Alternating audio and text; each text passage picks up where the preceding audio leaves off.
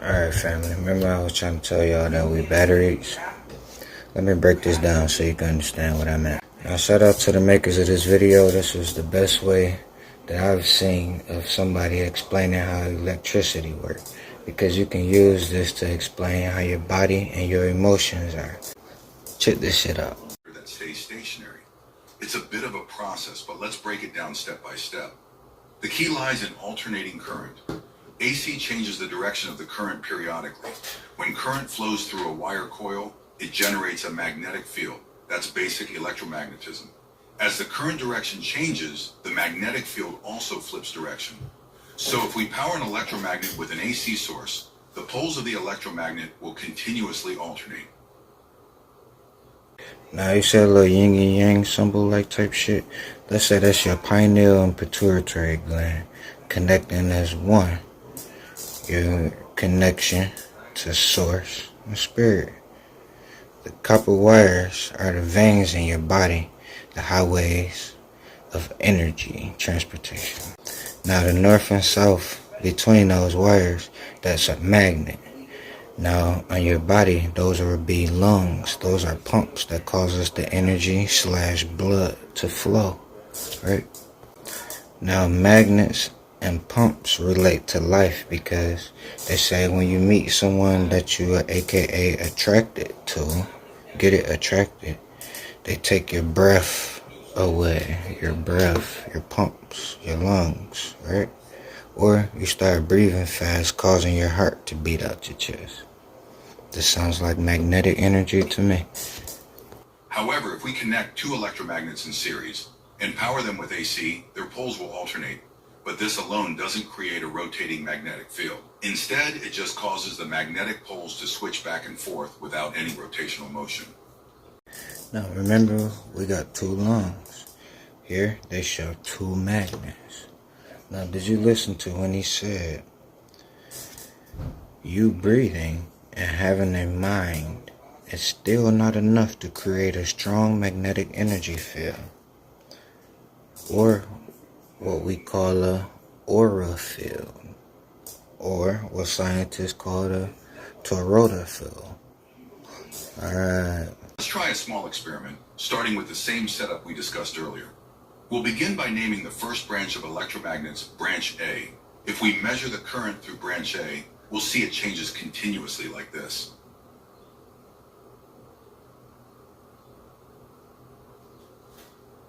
Alright, now let's make science fun.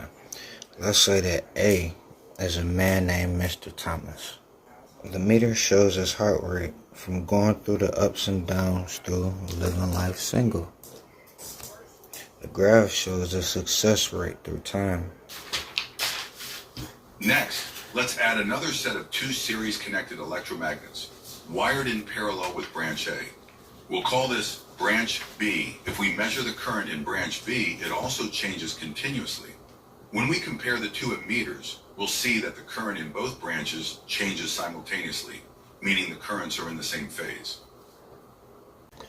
Now, let's say B represents Mrs. Thomas. Yeah, the chick Mr. Thomas met at the library. Let's imagine that when the dudes say the word phase, he means that they both are in a relationship or connected on the same page, living life together. Now, we're going to connect a capacitor to branch B.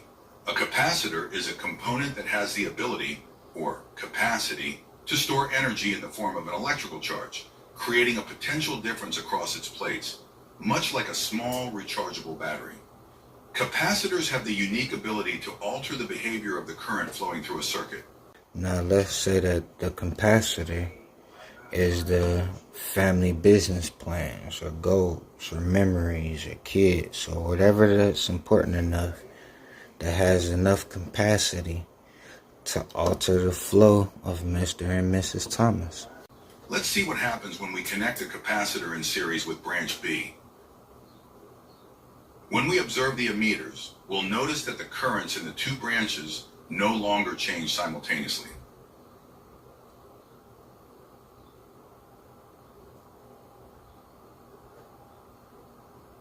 This is known as a phase shift, where the capacitor leads the current. This phase shift occurs due to capacitive reactance, which is the capacitor's resistance to changes in voltage. Now let's say this is the part of when the argument starts, because they both are not on the same current or frequency, or what we say on the same page. Now that we have everything we need, can you imagine how to create a rotating magnetic field using this setup? Let's rearrange the electromagnets. Can you see how the magnetic field now rotates?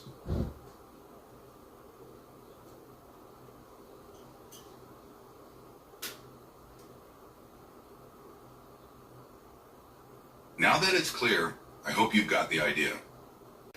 What he's saying is, the idea is, now that you're on the same page, both is on the same page, the energy can now flow more harmoniously. That's how you say that shit.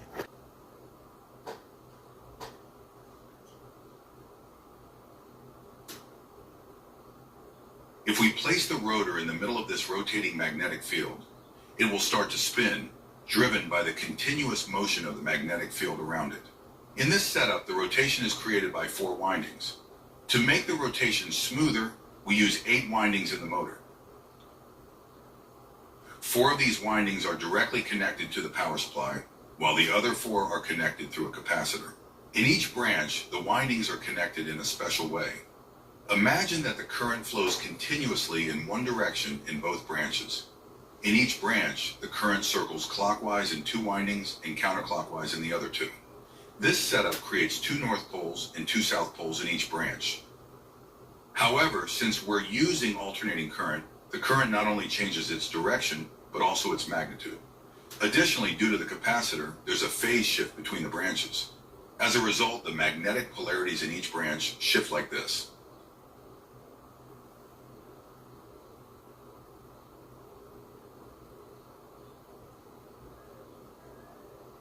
This may seem random, but when we align them like this, we can clearly see that the magnetic poles move in one direction.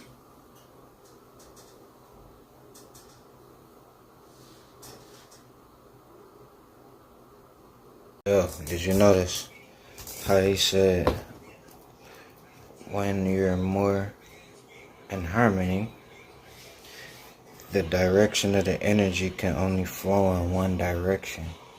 And the direction they used on the chart was N. N is north. North is up. That means they can only go up from here. And that's just like your body, your blood. It can only go up to your pineal gland, back down and up again. It's a cycle. Same thing like this energy chart. Same thing like your feelings. That's why you say it's an emotional roller coaster. It's all the same shit. Now, if we place these windings around the rotor like this, we create the necessary rotating magnetic field. However, because the stator windings generate similar magnetic poles in opposite directions, the rotor requires more than one loop to achieve continuous and smooth rotation. This design ensures that the rotor always has a part of its structure aligned with the rotating magnetic field, allowing it to rotate smoothly. This is why the rotor is shaped like a squirrel cage. The multiple bars in the rotor ensure that there's always a portion of it positioned to interact with the stator's magnetic field, regardless of its orientation. This design guarantees smooth and continuous rotation, allowing the motor to function efficiently. Now, let's say that the stator is infinity. It's unconditional love and hate at the same time. Its 8 dimensions makes up the yin and yang itself. What if it was soul? Because it's not connected to a part in your body. Like you don't have a soul organism. But it's in the center of your body. Just like the stator is not connected to the generator, but it's in the stator. Your soul in the stator absorbs energy and transform it into physical. Just like a thought is transformed into action. Damn. So if you think about it, that's how everything in the world works. There's an up and a down. Business, houses, kids, life, nigga, food, even nature.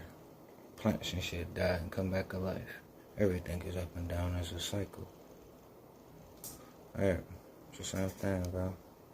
Alright, fun fact. With that graph, it shows you that the energy always flows. It never stops, right? So, when the energy comes to your house, the energy always flows. It never stops. That's even when you're not using it. So that means the energy goes back to your energy company. And you still pay for it. But the slick way is because they say, hey, it still costs to have my machines grab the energy, take it to your house, let you use whatever you was going to use, grab the rest of it, and then take it back to my house. That still costs. So you still paying for energy that you don't use. Don't believe me? Let somebody else tell you. Of wire coils used to create magnetic fields that spin the rotor, just like that inductor I used in the demo. Part of the power that flows into those coils just gets sent back out onto the grid. You might be thinking, so what? Nothing wrong with storing a little bit of energy as long as I give it back in less than a 60th of a second afterwards. But the grid still had to produce that power, and more importantly, deliver that power to your home and carry it back away. The electric meter at your home, in most cases, only tracks the power you actually consume. So you don't pay for the reactive power that flows into your devices and back out again. But that doesn't mean it doesn't come at a cost. It still has to flow through the power network, where some gets lost as heat from resistance in the lines. So the generators have to make, and the transmission lines have to move, more power. In some cases, a lot more power than is actually being used in the system. Reactive power can make up a big part of the total load on the system, even though it's not doing any work. Just having the infrastructure in place to handle it is also costly. The conductors, transformers, and generators on the grid have to be sized for the total current that needs to move through the system, not just the current that does work. And that stuff is expensive. Oh no, like, one.